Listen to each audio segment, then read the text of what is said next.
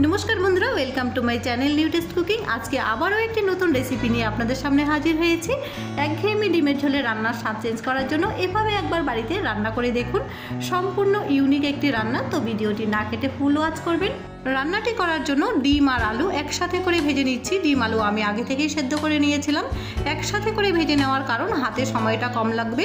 ওপর থেকে half teaspoon লবণ আর হাফ টিস্পুন পরিমাণ হলুদ গুঁড়ো দিয়ে ডিম আলুর মধ্যে একটা লালচে কালার আসা পর্যন্ত খুব ভালো করে ভেজে নিতে হবে। ডিম আর আলু ভেজে নেওয়ার সময় 1 টিস্পুন শুকনো লঙ্কার গুঁড়ো দিয়ে দিচ্ছি। এতে করে ডিম আর আলুর মধ্যে কিন্তু খুব সুন্দর একটা কালার আসবে।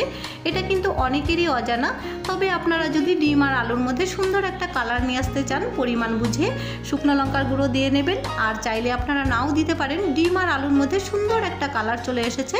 এবার আমি একটা প্লেটের মধ্যে তুলে সাইডে রেখে দিচ্ছি।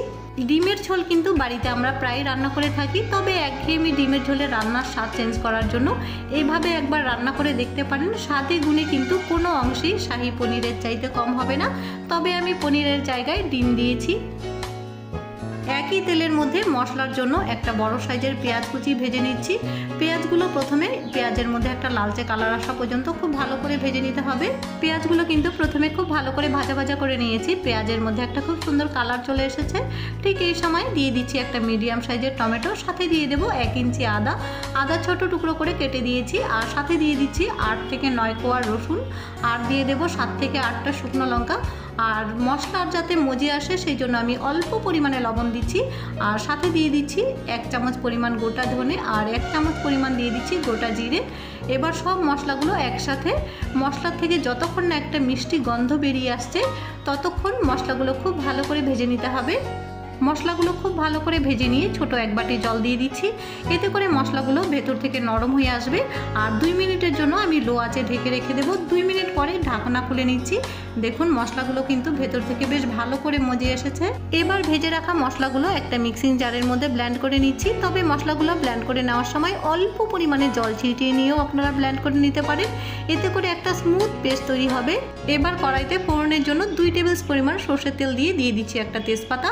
আর গোটা গরম মশলার মধ্যে দিচ্ছি দারচিনি আর এলাচ। এলাচের মুখটা একটু ফাটিয়ে দিতে হবে। আর দিয়ে দিচ্ছি হাফ চামচ পরিমাণ গোটা জিরে। এবার ফোড়ন আসা পর্যন্ত একটু লাল করে ভেজে নিচ্ছি। ফোড়ন এসে গেছে। এবার যে মশলার পেস্টটা আমি তৈরি করে নিয়েছিলাম সেই পেস্টটা ফোড়নের ওপরে ঢেলে দেব। আর মিক্সিং জারটা ধুয়েও খানিকটা জল দিয়ে দিচ্ছি। আর সাথে দিয়ে দিচ্ছি স্বাদ মতো লবণ। আমি তরকারির স্বাদ মতো একবারেই লবণ দিয়ে দিচ্ছি। আর হাফ টিস্পুন দিয়ে দেবো হলুদ গুঁড়ো। এবার সব মশলাগুলো একসাথে লো আঁচে খুব ভালো করে কষিয়ে নিতে হবে।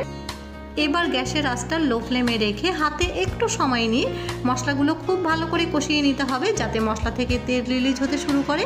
মশলাগুলো কষাতে কষাতে মশলা থেকে তেল রিলিজ হতে শুরু করেছে। ঠিক এই সময় দিয়ে দিচ্ছি ছোটো বাটির হাফ বাটি পরিমাণ টক দই। তবে আপনারা চাইলে টক দই আগে থেকে ফেটিয়েও দিতে পারেন। মশলাগুলো কষানোর সময় তরকারির টেস্টের জন্য অল্প পরিমাণে চিনি দিয়ে দিচ্ছি। চিনি দেওয়ার পরেও মশলাগুলো হাতে একটু সময় নিয়ে খুব ভালো করে কষিয়ে নেব। মশলাগুলো খুব ভালো করে কষিয়ে নেওয়া হয়ে গেছে। মশলা থেকে তেল রিলিজ হতে শুরু করেছে। ঠিক এই সময় আগে থেকে ভেজে রাখা আলুগুলো প্রথমে দিয়ে দিচ্ছি। আলু দেওয়ার পর আলুর সাথে মশলাগুলো খানিকক্ষণ কষিয়ে নেব।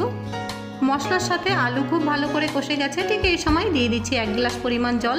তবে আমি এখানে নর্মাল জলেই ব্যবহার করেছি। কুসুম গরম জল কিংবা গরম জল দেওয়ার কিন্তু একদমই প্রয়োজন নেই। তবে ঝোলের পরিমাণটা আপনারা আপনাদের মতন করে বুঝে দেবেন। আমি 1 গ্লাস পরিমাণ জল দিয়েছি যাতে আমি মাখো মাখো ঝোল করে নামিয়ে নিতে পারি। ঝোলটা কিন্তু ফুটে গিয়ে অনেকটাই কমে এসেছে। ঠিক এই সময় দিয়ে দিচ্ছি আগে থেকে ভেজে রাখা ডিমগুলো। আর সাথে দিয়ে দিচ্ছি 1 চামচ পরিমাণ গরম মশলার গুঁড়ো। আর ফ্লেভারের জন্য দিয়ে দেবো এখানে কাসুরি মেথি। কাসুরি মেথি দেওয়ার কারণে কিন্তু ডিমের ঝোলে খুব সুন্দর একটা ফ্লেভার আসবে। সব উপকরণগুলো দেওয়ার পর তরকারিটি বেশ মজিয়ে রান্না করে নামিয়ে নেব। গরম ভাতে কিংবা রুটির সঙ্গে পরিবেশন করার জন্য ডিমের ঝোলের রেসিপি আমাদের একদম রেডি। আশা করি ইউনিক ধরনের রেসিপিটি আপনাদের কাছে ভালো লেগেছে। ভালো লেগে থাকলে লাইক শেয়ার সাবস্ক্রাইব করতে ভুলবেন না। ফিরে আসবো নতুন একটি রেসিপি নিয়ে।